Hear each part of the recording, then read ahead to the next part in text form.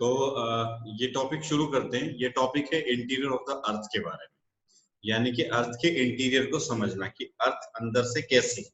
ठीक है, ये बहुत एक इम्पॉर्टेंट टॉपिक है कि आप इसको कैसे समझते हैं, क्योंकि आने वाले, मैंने बताया कि आने वाले जितने भी लेक्चर होंगे वो अब इन्हीं पे ही इंटर रिलेटेड होंगे। ठीक है, तो अभी तक हमने अर्थ के एक्सटीरियर के बारे में पढ़ा कि अर्थ का एक्सटीरियर कैसे काम करता है, किस तरह से रहता है।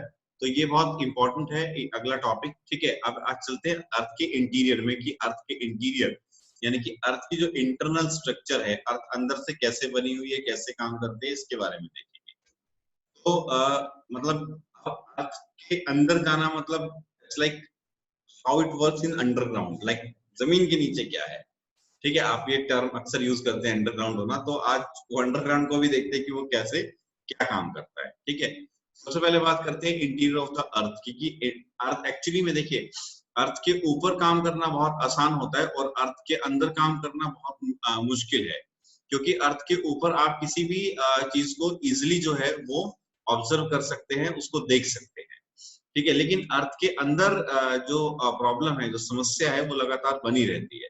तो यहाँ पर आपको ये चीज समझनी होगी कि अर्थ के अंदर जाना ही अपने आप में एक प्रॉब्लम है। एक तो हार्ड स्ट्रक्चर है, टेम्परेचर बहुत ज्यादा रेज होता है, तो अर्थ के इंटीरियर में एक्सप्लोरेशन करना बहुत मुश्किल है। स्पेस में एक्सप्लोर करना आसान होता है। ठीक है, तो स्पेस में आप जा सकते हैं, देख सकते हैं कि कैसे क्या हो रहा है, लेकिन अर्थ के इंटीरियर में ये चीजें पॉसिबल नहीं होती है।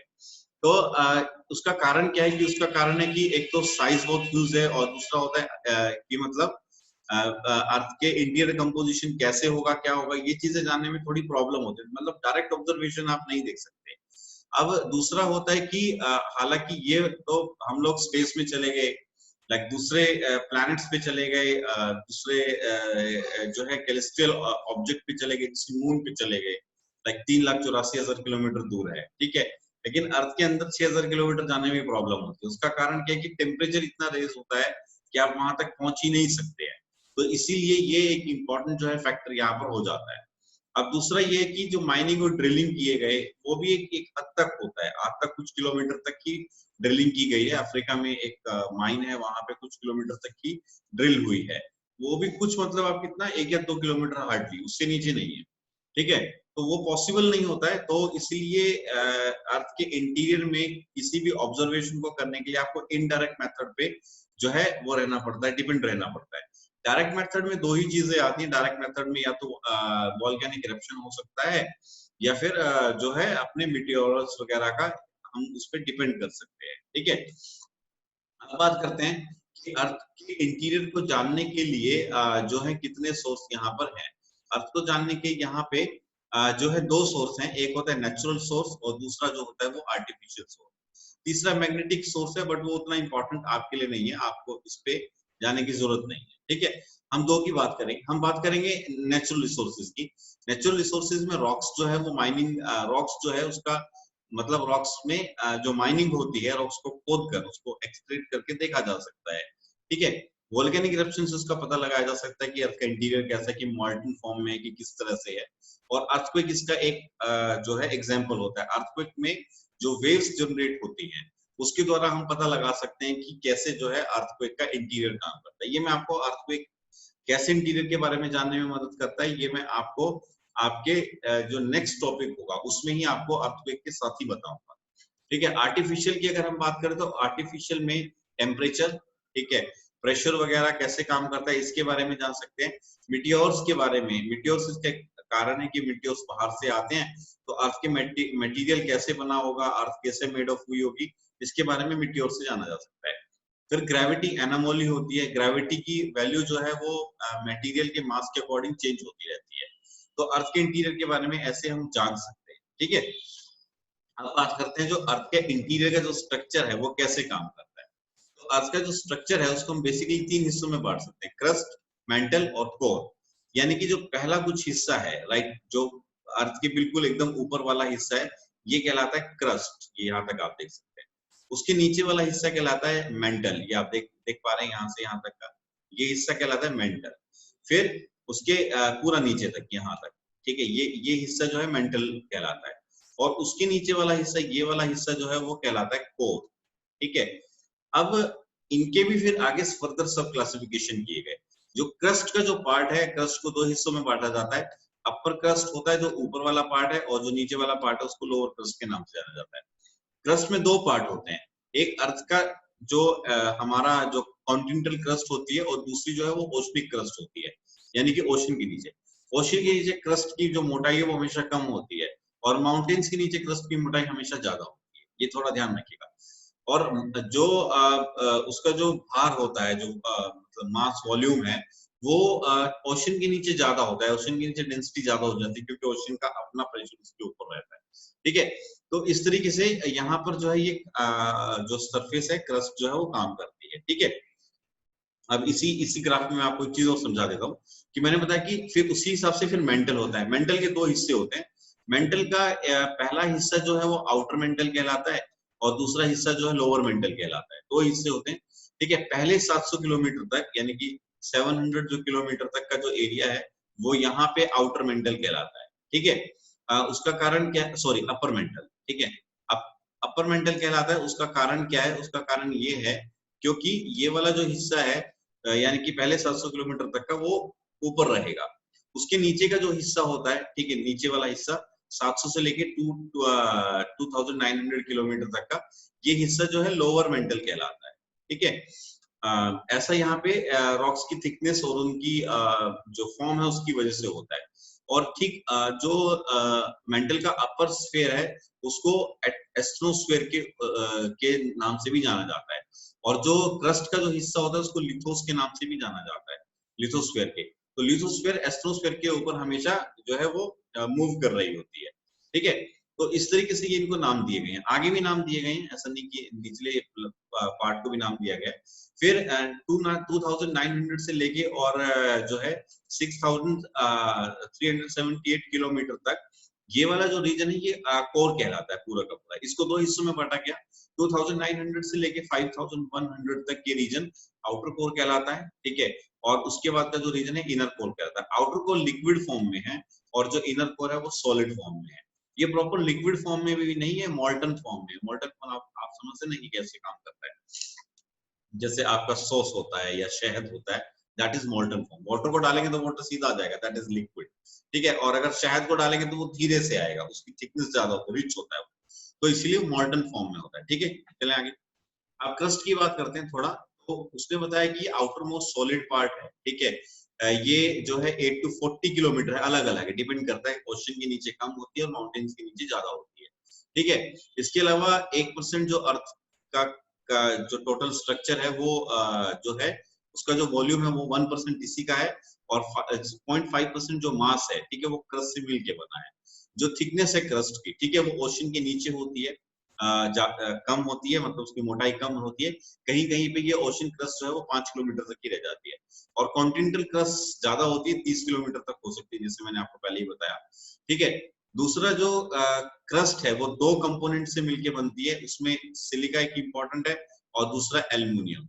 क्योंकि सिलिका और एल्युमिनियम इसमें बड़ी मात्रा में मिलता है, इसलिए इसको यहाँ पे नाम दिया जाता है सियाल, यानी कि सियाल, SI फॉर मतलब सिलिका, AL फॉर मतलब एल्युमिनियम। ठीक है, और इसको लिथोस्फीयर के नाम से भी जाना जाता है, यानी कि क्रस्ट जो है वो जो क्रस्ट का नीचे वाला हिस्सा और मेंटल का ऊपर वाला हिस्सा जो सॉलिड फॉर्म में है, उस हिस्से को यहाँ पर एस्ट्रोस्फीयर के नाम से, लिथोस्फीयर के नाम से जाना जाता है। ठीक है, इसकी जो डेंसिटी होती है वो 3 है। 3 का मतलब होता है अगर इसका 1 क्यूब सेंटीमीटर उठाएंगे तो 3 ग्राम उसका भार आएगा। ठीक है, ये बढ़ता चला जाता है, जैसे जैसे सेंटर में जाएंगे वैसे वैसे अर्थ का जो डेंसिटी है वो बढ़ती चली जाती है। उसका रीजन है कि हैवी एलिमेंट का कंसंट्रेशन सेंटर की ओर जाने पे बढ़ता है। ठीक है, दूसरा क्या होता है, इसको दो हिस्सों में बांटा जाता है। ठीक है, एक इसमें एक डिसकंटिन्यूटी होती है जिसको कोनार्ड डिसकंटिन्यूटी बोला जाता है। वो हाइड्रोस्फीयर और क्रस्ट के बीच में एक सीमा बनाती है जिसको कोनार्ड डिसकंटिन्यूटी बोलते हैं। जहां जहां ये अलग होता है उसको डिसकंटिन्यूटी बोला जाता है। अब डिसकंटिन्यूटी जोन कैसा होता है, जहां से उसका कंटिन्यू रहना खत्म हो जाता है। ठीक है, जैसे आप हिल्स में जाएंगे, मान लीजिए यहाँ से देहरादून, उत्तराखंड में जाएंगे तो देहरादून, ठीक है, इधर से जाएंगे हरियाणा से जाएंगे तो कालका पंचकूला का रीजन आता है। तो जो जब कालका में जाते हैं हरियाणा से लोग तो कहते हैं पहाड़ शुरू। ठीक है, यानी कि वहां से प्लेन का डिसकंटिन्यू हो जाता है। और जब ऊपर से लोग नीचे आते हैं कालका के पास, जैसे चंडीगढ़ आएंगे तो बोलेंगे प्लेन आ गया। तो कालका जो है वो डिसकंटिन्यूटी जोन है हिल्स का और प्लेन का, लेकिन कालका वालों को आज तक समझ में नहीं आया कि हम प्लेन में कि हिल्स में है, ठीक है, दैट कॉल्ड डिसकंटिन्यूटी। इसी तरह से अर्थ के इंटीरियर में भी। क्लियर? चलिए आगे। अब बात करते हैं इस तरीके से, यहाँ पर ये कॉन्टिनेंटल एरिया है, अपर क्रस्ट है, ये कोनार्ड डिसकंटिन्यूटी है। अपर क्रस्ट और लोअर क्रस्ट के बीच में, सॉरी, ये जो है ये डिसकंटिन्यूटी यहाँ पर रहती है, ठीक है। तो इस तरीके से ये डिसकंटिन्यूटी जो है, तो यहाँ पर ये इस तरीके से आप देख सकते हैं, इस रीजन को कोनार्ड डिसकंटिन्यूटी बोला जाता है, ठीक है, जो अपर क्रस्ट और लोअर क्रस्ट के बीच में होती है यहाँ पर। और जो डिसकंटिन्यूटी मेंटल और क्रस्ट के बीच में होती है, यहाँ पर आप लोअर क्रस्ट और मेंटल के बीच में एक डिसकंटिन्यूटी देख सकते हैं, उसको बोलते हैं मोह डिसकंटिन्यूटी, ठीक है। तो आपको ये थोड़ा सा ध्यान में रखना पड़ेगा, राइट। अब बात करते हैं मेंटल की। मेंटल जो है वो एक्चुअली यहाँ से मोह एक यानी कि एक मोहवरिक थे, उन्होंने इसको खोजा था, इसको मोह डिसकंटिन्यूटी के नाम से जाना जाता है, ठीक है। क्रस्ट के ठीक नीचे होता है, लेकिन क्रस्ट और मेंटल के बीच में एक लेयर आती है जिसको हम मोह डिसकंटिन्यूटी के नाम से जान जाते हैं। ये जो है 2900 किलोमीटर तक जाता है क्रस्ट के बाद, ठीक है, और 84% वॉल्यूम और 67% मास जो है वो ऑक्यूपाई करता है मेंटल, ठीक है। इसको सीमा के नाम से भी जाना जाता है, क्योंकि ये मेंटल जो है सिलिकॉन और मैग्नीशियम से मिलके बना है, इसलिए इसको सीमा, यानी कि इन मिनरल्स का जो कंपोजिशन है वो सबसे ज्यादा इसमें रहता है। डेंसिटी बढ़ जाती है 3.3 से लेके 5.4 ग्राम, मतलब अपर जो मेंटल है उसकी जो डेंसिटी है वो 3.3 तक होती है, लोअर तक जाते जाते 5.4 ग्राम पर क्यूब सेंटीमीटर हो जाती है, ठीक है। जो इसका अपर मोस्ट पार्ट है, ठीक है, वो इसको लिथोस्फीयर से अलग कर देता है, ठीक है। इसके अलावा जो ये वाला जो पार्ट है, यानी कि इसमें जो एक हिस्सा आता है 80 से 20 किलोमीटर का रीजन, उसको एस्ट्रोस्फीयर बोला जाता है। अर्थक्वेक वगैरह यहीं पे जनरेट होते हैं, ठीक है। ये बहुत कमजोर पार्ट होता है, ठीक है, जस्ट ठीक जो है लिथोस्फीयर के नीचे होता है, यानी कि लिथोस्फीयर एस्ट्रोस्फीयर के ऊपर फ्लोट कर रहा होता है, ठीक है। तो एस्ट्रोस्फीयर में मैंने बताया कि यहीं पे मैग्मा रहेगा, ठीक है, और यहीं पे प्लेट टेक्टोनिक्स वगैरह मूवमेंट होगा, तो अर्थक्वेक भी यहीं पे जनरेट होते हैं, ठीक है। अपर मेंटल से लोअर मेंटल जो है वो रैपिड डिसकंटिन्यूटी से होता है। पहले 700 किलोमीटर तक क्रस्ट के बाद जो है वो अपर मेंटल होता है, ठीक है, मैंने आपको पहले ही बताया। और फिर 700 टू 2900 किलोमीटर तक जो है लोअर मेंटल होता है, ठीक है, ये भी मैंने आपको पहले बताया। तो इस तरीके से ये काम करता है। और ये पूरा का पूरा पार्ट जिसमें लिथोस्फीयर और एस्ट्रोस्फीयर मिलते हैं, इस रीजन को जो है यानी कि कोर के ऊपर के रीजन को मेसोस्फीयर बोला जाता है, ठीक है। तो ये नाम भी इनके साथ साथ में लिए जाते हैं, राइट।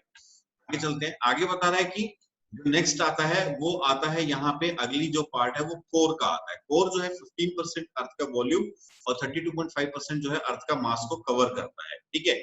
यहाँ डेंसिटी बढ़ जाती है क्योंकि सेंटर में जैसे जैसे जाएंगे हैवी एलिमेंट का कंसेंट्रेशन बढ़ता है, ठीक है। ऐसा क्यों होता है? ऐसा अर्थ के रिवॉल्व होने से होता है उसके एक्सिस पर। तो जब अर्थ रिवॉल्व होती है एक्सिस पे, इससे क्या हुआ कि जब अर्थ बन रही थी और रिवॉल्व हो रही थी अपनी एक्सिस पर, तो इससे घूमने की वजह से लाइट एलिमेंट ऊपर आ गए और हैवी एलिमेंट नीचे चले गए। अर्थ पे हमेशा ऐसे होता है, अर्थ पे नहीं, पूरे के पूरे हर एक जो भी एस्ट्रोनॉमिक जो भी बॉडी है, ठीक है, उसमें इसी तरीके से काम जो है रहता है, राइट। तो इस तरीके से ये यहाँ पर काम करता है। क्लियर हुआ? आगे चलते हैं।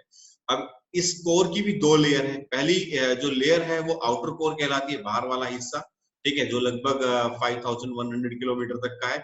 और उसके नीचे वाला जो हिस्सा है वो इनर कोर कहलाता है, जो लगभग मोर देन 6000 किलोमीटर तक जाता है, ठीक है। दूसरा क्या होता है कि जो इनर कोर है वो सॉलिड स्टेट में है और जो आउटर कोर है वो सेमी सॉलिड स्टेट में है, ठीक है। जो अपर कोर से लोअर कोर जो है वो लेहमैन डिसकंटिन्यूटी से अलग होता है। और इस पूरे के पूरे प्रोसेस को, जो कोर वाला जो रीजन है, इसको जो है यहाँ पे पायरोस्फीयर के नाम से भी जाना जाता है। और जो मेंटल से इसको गुटेनबर्ग डिसकंटिन्यूटी अलग करती है, क्योंकि मेंटल के ठीक नीचे कोर है। क्लियर? आगे चलते हैं। अब बात करते हैं पता कैसे चलता है कि अर्थ का इंटीरियर कैसा है। ये पता चलता है टेम्परेचर से, प्रेशर से और डेंसिटी से, ठीक है। हम इसके तीन आर्टिफिशियल सोर्स होते हैं, टेम्परेचर, प्रेशर और डेंसिटी। तीन सोर्स पे बात करते हैं। जो टेम्परेचर होता है, उसने बताया कि जो टेम्परेचर है वो डेप्थ में जाने पर जो है वो इंक्रीज होता है, ठीक है। जैसे जैसे गहराई पे जाएंगे तो ये इंक्रीज होगा। तो अर्थ के सेंटर तक जाते जाते इतना इंक्रीज हो जाता है कि जो है वो अर्थ के अंदर हर चीज, जो भी सेंटर में जो भी चीज है वो मोल्टन फॉर्म में, पिघली हुई अवस्था में है, ठीक है। दूसरा अगर हम बात करें कि जैसे जैसे गहराई में जाते हैं तो ये पहले बहुत तेजी से बढ़ता है और गहराई में जाने पे टेम्परेचर थोड़ा कम तेजी से बढ़ता है। ये कैसे बढ़ता है, इसकी जो रेंज होती है वो पहले वाले हिस्से में जो है रेट होता है वो इसमें 1 डिग्री सेंटीग्रेड, ठीक है। ये 1 डिग्री, आप इसको 10 डिग्री मत मानिएगा। इसमें जो है 1 डिग्री सेंटीग्रेड जो है 32 मीटर पर इंक्रीज होता है। हर 32 मीटर पे जो है 1 डिग्री सेंटीग्रेड टेम्परेचर इंक्रीज हो जाता है, ठीक है। आगे जाने पर लेकिन ये कब होता है, ये होता है पहले 100 किलोमीटर पर। 100 किलोमीटर के बाद ये जो प्रोसेस है यानी कि 100 से लेके 300 किलोमीटर पर, ठीक है, ये जो इंक्रीज रेट है वो पहले होता है 12 डिग्री सेंटीग्रेड पहले 300 किलोमीटर तक, ठीक है। और उसके बाद गहराई पे जाने, थोड़ा कम गहराई पे जाने पे 2 किलोमीटर से 2 किलोमीटर 2 सेंटीग्रेड पर किलोमीटर, और फिर गहराई में जाने पर जो है 1 सेंटीमीटर पर किलोमीटर बढ़ता चला जाता है। ये आपको रेशियो थोड़ा ध्यान में रखना है, ठीक है। यहाँ पर ये एक्चुअली में 6000 डिग्री सेंटीग्रेड है, ठीक है। तो जैसे जैसे आप सेंटर में जाते हैं तो केमिकल रिएक्शन की वजह से और प्रेशर की वजह से टेम्परेचर रेज कर जाता है, और टेम्परेचर सेंटर का 3000 डिग्री से लेके 6000 डिग्री सेंटीग्रेड के बीच में आने लगता है। यानी कि जैसे जैसे गहराई में जाएंगे हैवी मेटल का कंसंट्रेशन बढ़ेगा और साथ साथ में प्रेशर टेम्परेचर भी इंक्रीज होगा, ठीक है। अब प्रेशर की बात करते हैं। प्रेशर क्या होता है कि गहराई में जाने पर प्रेशर भी जो है इंक्रीज होने लगता है, ठीक है। जैसे जैसे क्योंकि जो हैवी एलिमेंट का कंसंट्रेशन ज्यादा है, हैवी एलिमेंट के कंसंट्रेशन की वजह से प्रेशर जो है वो बढ़ता चला जाएगा। तो धीरे धीरे जैसे जैसे सेंटर में जाएंगे तो टेम्परेचर जो है वो, प्रेशर जो है बहुत बहुत ज्यादा हो जाता है, ठीक है। उसने बताया कि प्रेशर जो है एटमोस्फेयर में सी लेवल पर आते आते वैसे भी 3 से 4 मिलियन टाइम्स जो है वो बढ़ जाता है। तो जैसे जैसे हम अर्थ के इंटीरियर में जाएंगे टेम्परेचर लगातार जो है वो बढ़ता रहेगा, ठीक है, राइट। तो गहराई पे जाने पे प्रेशर बहुत ज्यादा होता है, इसीलिए जो है मोल्टन मटेरियल एक्वायर हो जाते हैं वहां पर, ठीक है। और जो मोल्टन फॉर्म है वो उसकी प्रॉपर्टी भी चेंज होगी वहां पे सॉलिड में, या फिर वो प्लास्टिक फॉर्म में चली जाती है, क्योंकि जब प्रेशर हैवी होगा तो वो प्रॉपर लिक्विड फॉर्म में नहीं आएगा, ठीक है। डेंसिटी, क्योंकि जैसे बहुत ही सिंपल है, गहराई में जाएंगे तो डेंसिटी बढ़नी है क्योंकि हैवी एलिमेंट का कंसंट्रेशन बढ़ रहा है। तो ये 3 ग्राम से लेके गहराई तक जाते जाते 14.5 पर क्यूब ग्राम जो है बढ़ जाती है। तो इससे पता चलता है कि जैसे जैसे गहराई में जा रहे हैं तो हैवी जो मटेरियल है उनका कंसंट्रेशन बढ़ रहा है तो डेंसिटी बढ़ रही है, ठीक है। प्रेशर रेज हो रहा है हैवी हैवी एलिमेंट की वजह से, और टेम्परेचर भी रेज हो रहा है। तो 3 चीजें हमें इनडायरेक्ट सोर्स से पता चलती है, ठीक है। तो इस तरीके से ये यहाँ पर जो है अर्थ के क्रस्ट पर काम करता है। ये ग्राफ बहुत इंपॉर्टेंट है। मैंने बताया कि पहले वाला जो पार्ट है वो क्रस्ट कहलाता है, सेकंड पार्ट जो है वो यहाँ पर मेंटल कहलाता है, और थर्ड पार्ट जो है कोर कहलाता है, ठीक है। क्रिस्टल पार्ट को सियाल के नाम से जाना जाता है, कोर वाले पार्ट को सीमा के नाम से, सॉरी मेंटल वाले पार्ट को सीमा के नाम से जानते हैं, और आउटर कोर को नीफे के नाम से भी जाना जाता है। जो क्रस्ट है, क्रस्ट के 2 हिस्से होते हैं, एक अपर क्रस्ट होता है, एक जो है लोअर क्रस्ट होता है। मेंटल के 2 हिस्से होते हैं, ऊपर वाले हिस्से को अपर मेंटल बोलते हैं, नीचे वाले हिस्से को लोअर मेंटल बोलते हैं। कोर के 2 हिस्से होते हैं, अपर पार्ट को आउटर कोर बोला जाता है, नीचे वाले कोर को इनर कोर बोला जाता है, ठीक है। अर्थ का जो क्रिस्टल पार्ट है उसको लिथोस्फीयर बोलते हैं, उसके नीचे वाले हिस्से को मेसोस्फीयर बोलते हैं। लिथोस्फीयर और मेसोस्फीयर के बीच में एस्टोस्फीयर होता है, एक कमजोर परत होती है, यानी कि मेंटल और अपर मेंटल लोअर क्रस्ट के बीच में एस्टोस्फीयर देखने के लिए मिलता है, ठीक है। पूरे मेंटल कोर को मेसोस्फीयर के नाम से जाना जाता है, और जो कोर वाला रीजन है उसे बायोस्फीयर के नाम से जाना जाता है। डिसकंटिन्यूटी देख लेते हैं। अपर क्रस्ट और लोअर क्रस्ट के बीच में डिसकंटिन्यूटी मिलती है, उसे कोनार्ड डिसकंटिन्यूटी कहते हैं। अपर मेंटल और लोअर क्रस्ट के बीच में जो डिसकंटिन्यूटी मिलती है उसे मोह बोलते हैं। ये ध्यान में रखिएगा, लोअर क्रस्ट और अपर क्रस्ट के बीच में मोह डिसकंटिन्यूटी आती है। अपर मेंटल और लोअर मेंटल के बीच में जो डिसकंटिन्यूटी आती है उसे रेपिड डिसकंटिन्यूटी बोलते हैं। लोअर मेंटल और आउटर कोर के बीच में जो डिसकंटिन्यूटी आती है उसे गुटेनबर्ग डिसकंटिन्यूटी बोलते हैं। और आउटर कोर और इनर कोर के बीच में जो आती है वो लेहमैन डिसकंटिन्यूटी आती है। याद रखिएगा, क्वेश्चन यहाँ से ही बनेगा, कंफ्यूजिंग कर देंगे। वो पूछ लेंगे कि बायोस्फीयर के अंदर कौन से डिसकंटिन्यूटी मिलती है, तब आप फंस जाएंगे। आपको पता होना चाहिए कि लेमैन होती है, क्योंकि वो आउटर कोर को इनर कोर से अलग करते हैं। तो क्वेश्चन ऐसे पूछा जाएगा, ठीक है। आई होप कि आपको ये ठीक से समझ आया होगा, आपको ठीक रहा होगा, ठीक है। कोई चीज समझ में नहीं आएगी तो डाउट सेशन में यू कैन आस्क, ओके, ठीक है। Okay ji, thank you very much, have a nice day. अपना ध्यान रखिएगा, अच्छे से रहिएगा, ठीक है। स्टडी करते रहिएगा, ये बहुत जरूरी है अगर पेपर क्रैक करना है। Okay, thank you very much.